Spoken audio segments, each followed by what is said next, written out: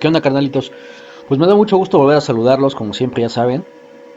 Pues miren, aquí en este video, desde siempre he querido tener una moto personalizada. Entonces, hace poco tiempo, pues como ustedes se dieron cuenta por ahí en algún short, me compré un motor antiguo de Harley. Y pues bueno, ya una vez que lo traje a casa, pues dije, ¿y ahora dónde lo monto, no? Comencé a ver las bases para montar este motor y la verdad es que son bases muy caras.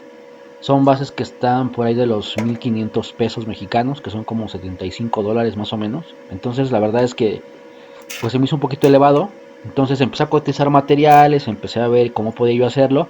Y pues efectivamente me di cuenta que me iba a salir mucho más económico realizarlo por mi cuenta. En la casa de ustedes, aquí en casa, pues tengo planta de soldar. Entonces dije, bueno, pues mejor me lo voy a fabricar yo mismo. ¿Qué fue lo que hice? Pues bueno, lo que hice fue solicitar o pedir al proveedor de materiales de acero, pues pedirle una placa de acero doblada, ya la pedí doblada. Entonces ya solamente lo que hice fue hacer las perforaciones de los cuatro barrenos donde va el motor.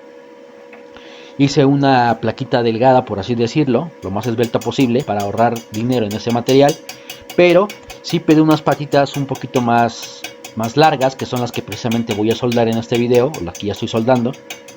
Y pues bueno, de esta manera, pues la verdad es que me ahorré bastante dinero al conseguirme una base de este tipo, que en realidad esta base pues va a ser momentánea, ¿no? Porque una vez que yo eh, ya monte este motor en algún cuadro, pues obviamente ya esta base pues va a quedar sin ocuparse. Entonces pues bueno, este video es lo que les estoy mostrando. Ya les mostraré con más calma cómo queda el motor, qué motor es, ya les platicaré qué onda con el motor y demás, ¿vale?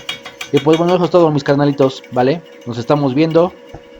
Les voy a mostrar todo el proceso de este nuevo proyecto que pues estoy empezando a comprarme, por así decirlo. Apenas compré el motor. Les voy a mostrar en un siguiente video ya el motor con la base para que ustedes puedan echarle un vistazo, les platicaré.